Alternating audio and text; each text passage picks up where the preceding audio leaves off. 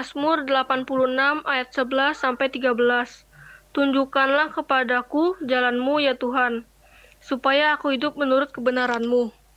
Bulatkanlah hatiku untuk takut akan nama-Mu. Aku hendak bersyukur kepadamu, ya Tuhan, Allahku dengan segenap hatiku, dan memuliakan nama-Mu untuk selama-lamanya. Sebab kasih setiamu besar atas aku, dan Engkau telah melepaskan nyawaku dari dunia orang mati yang paling bawah. Mari kita bersama-sama berdoa. Bapa Surgawi, tolonglah kami pada pagi ini, melalui sabda, melalui persekutuan, melalui apa yang kami lakukan, kami boleh mendapat kekuatan baru daripada-Mu. Sehingga apa yang kami jalani sepanjang hari ini sungguh memuliakan nama Tuhan. Pakailah hamba-Mu dalam kelemahan dan kekurangannya. Di dalam nama Tuhan Yesus kami berdoa. Amin. Saudara, kita bersama-sama akan membaca kitab Efesus pasalnya yang keempat, ayatnya yang ke-17 sampai pasal 5 ayat yang ke-2. Sebab itu kukatakan dan kutegaskan ini kepadamu di dalam Tuhan. Jangan hidup lagi sama seperti orang-orang yang tidak mengenal Allah, dengan pikirannya yang sia-sia dan pengertiannya yang gelap jauh dari hidup persekutuan dengan Allah. karena kebodohan yang ada di dalam mereka dan karena kedegilan hati mereka. Perasaan mereka telah tumpul sehingga mereka menyerahkan diri kepada hawa nafsu dan mengerjakan dengan serakah segala macam kecemaran. Tapi kamu bukan demikian. Kamu telah belajar mengenal Kristus karena kamu telah mendengar tentang Dia dan menerima pengajaran di dalam Dia menurut kebenaran yang nyata dalam Yesus, yaitu bahwa kamu, berhubung dengan kehidupan kamu yang dahulu, harus menanggalkan manusia lama yang menemui kebinasaannya oleh nafsunya yang menyesatkan, supaya kamu dibaharui di dalam roh dan pikiranmu, dan mengenakan manusia baru, yang telah diciptakan menurut kehendak Allah di dalam kebenaran dan kekudusan yang sesungguhnya. Karena itu buanglah dusta dan berkatalah benar seorang kepada yang lain, karena kita adalah sesama anggota. Apabila kamu menjadi marah, janganlah kamu berbuat dosa. Janganlah matahari terbenam sebelum padam amarahmu. Dan janganlah beri kesempatan kepada iblis, orang yang mencuri. Janganlah ia mencuri lagi, tetapi baiklah ia bekerja keras dan melakukan pekerjaan yang baik dengan tangannya sendiri, supaya ia dapat membagikan sesuatu kepada orang yang berkekurangan. Janganlah ada perkataan kotor keluar dari mulutmu, tetapi pakailah perkataan yang baik untuk membangun di mana perlu, supaya mereka yang mendengarkan beroleh kasih karunia. Dan janganlah kamu mendukakan Roh Kudus Allah yang telah memeteraikan kamu menjelang hari penyelamatan. Segala kepahitan, kegeraman, kemarahan, pertikaian, dan fitnah hendaklah dibuang dari antara kamu. Demikian juga segala kejahatan.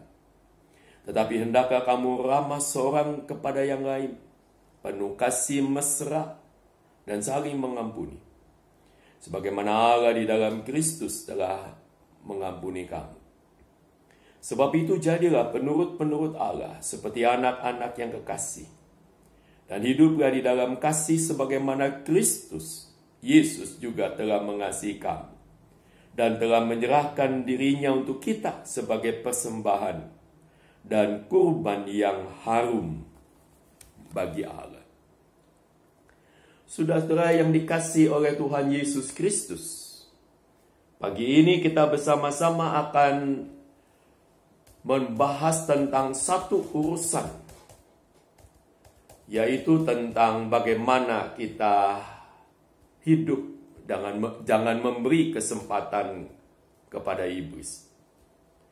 Saudara jemaat Tuhan serta pendengar sekalian, umat Tuhan yang dikasihi oleh Yesus Kristus, surat Efesus merupakan salah satu puncak dalam penyataan Alkitabiah dan menduduki tempat yang unik di antara surat-surat Rasul Paulus.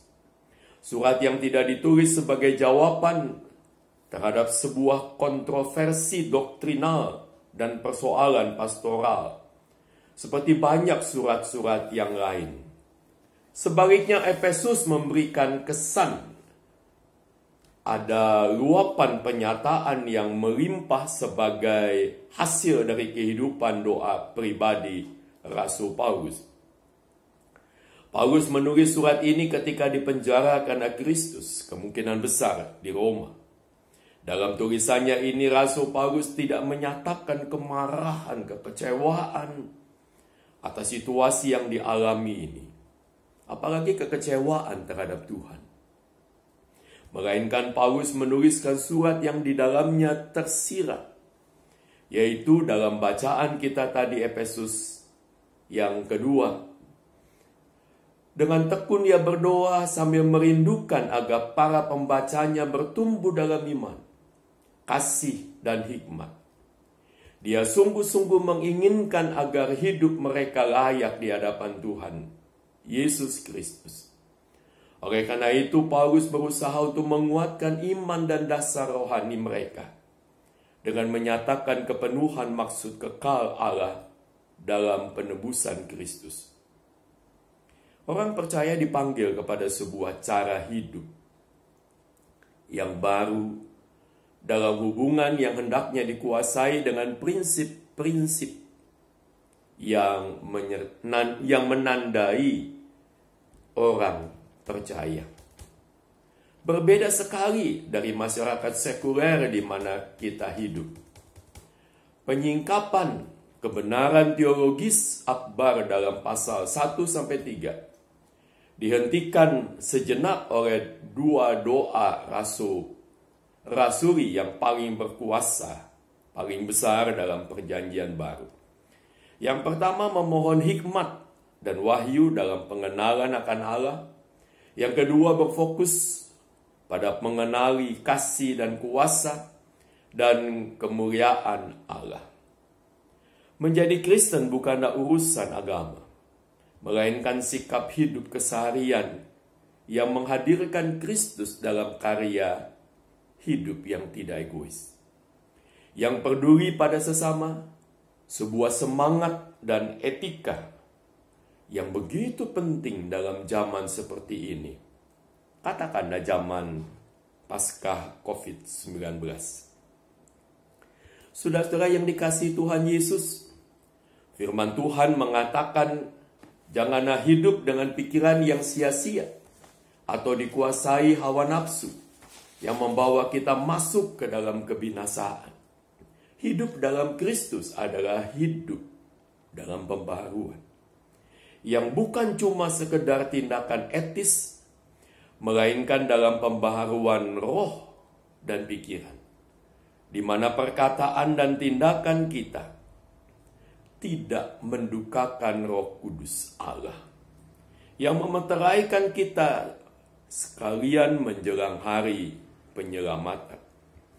Karena itu Rasul Paulus berkata, kepahitan, kegeraman, kemarahan, pertikaian, dan fitnah, dan segala kejahatan dibuang dari antara kita.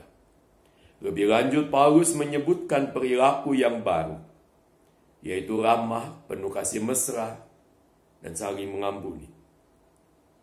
Bukankah ini yang kita butuhkan dalam situasi kita pada masa kini? Dan ini yang tidak sekedar berorientasi pada pasca COVID-19, melainkan dalam menapaki hari esok kita bersama selaku bangsa, selaku keluarga, selaku umat manusia.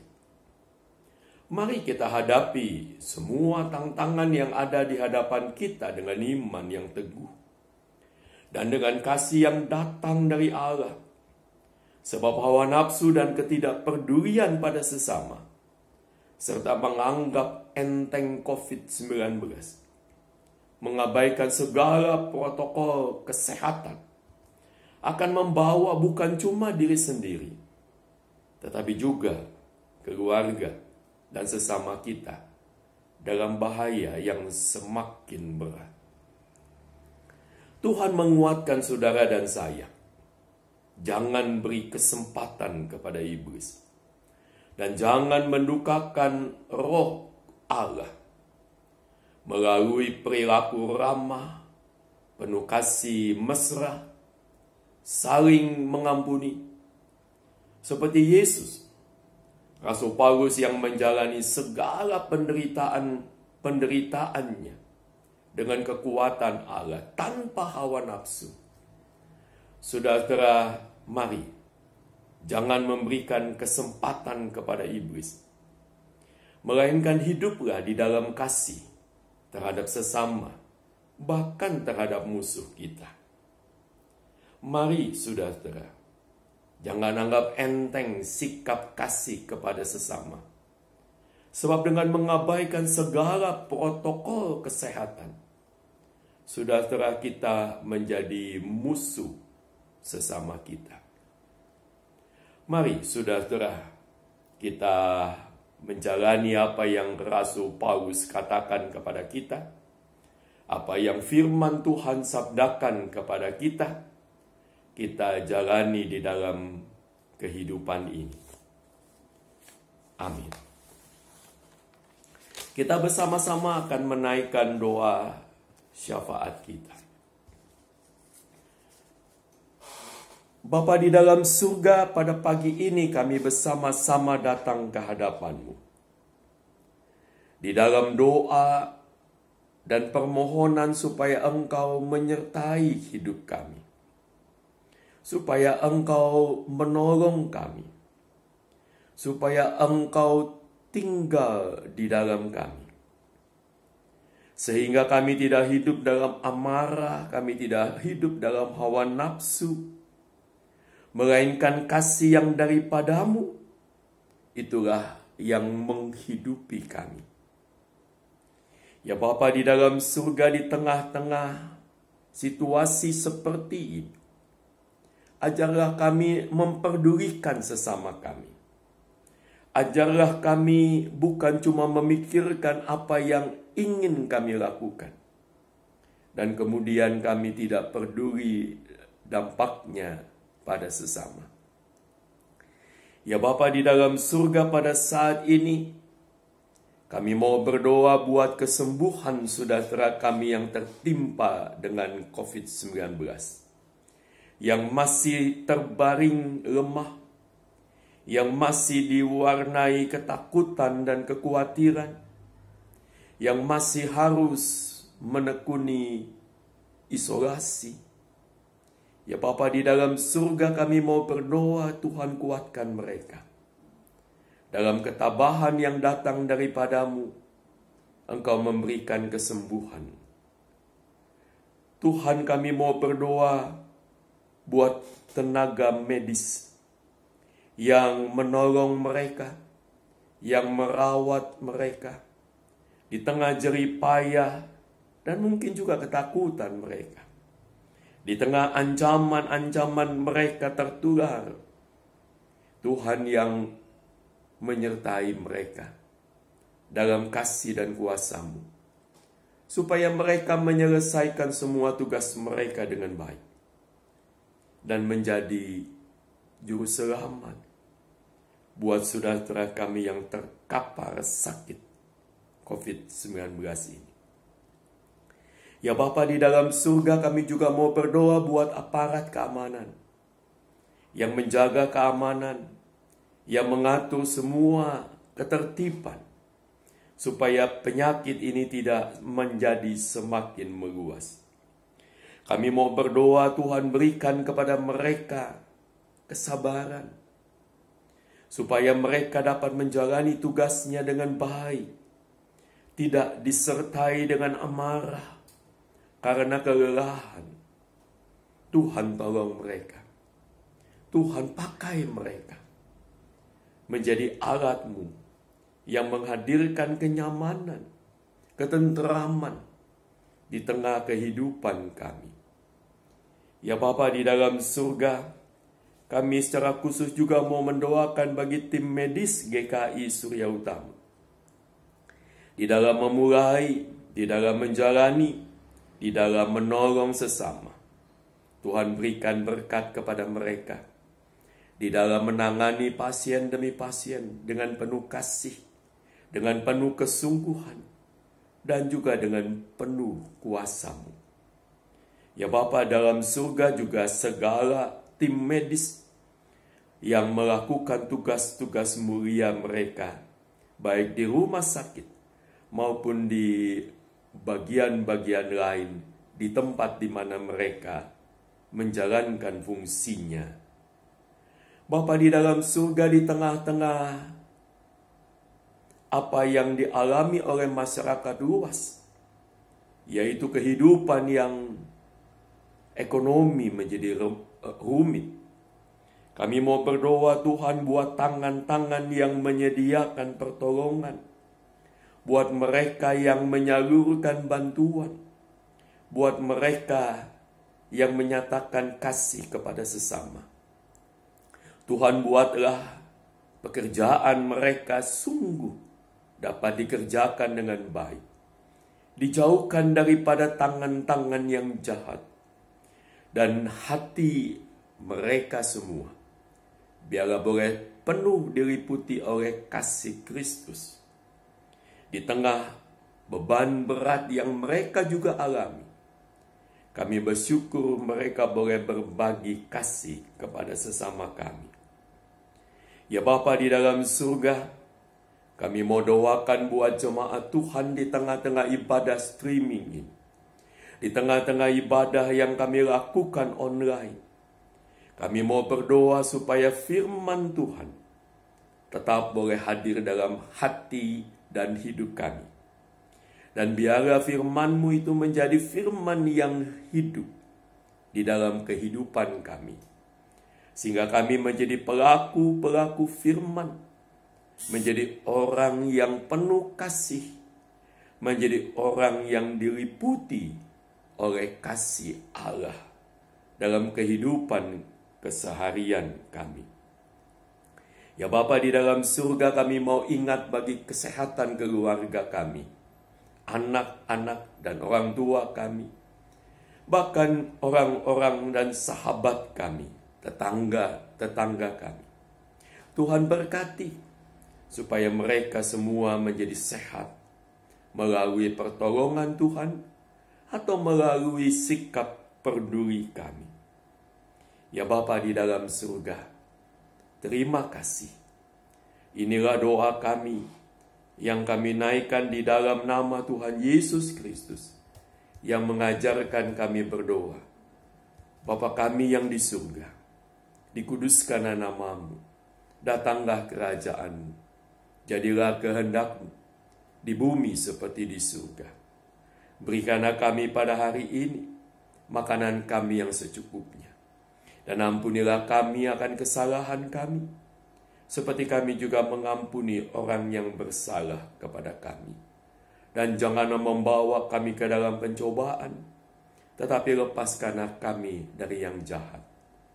Ya Tuhan, biarlah kemuliaan nama-Mu dan keagungan dan kebesaran nama Tuhan, itulah yang senantiasa boleh ada dalam hidup kami, dalam kehidupan setiap anak-anak-Mu.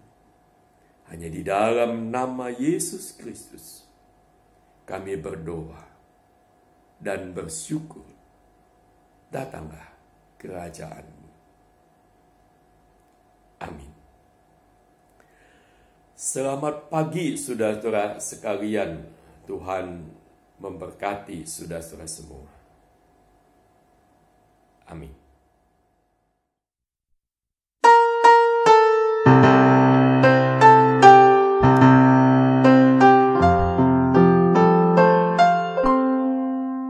Kasih Tuhan mengiringimu,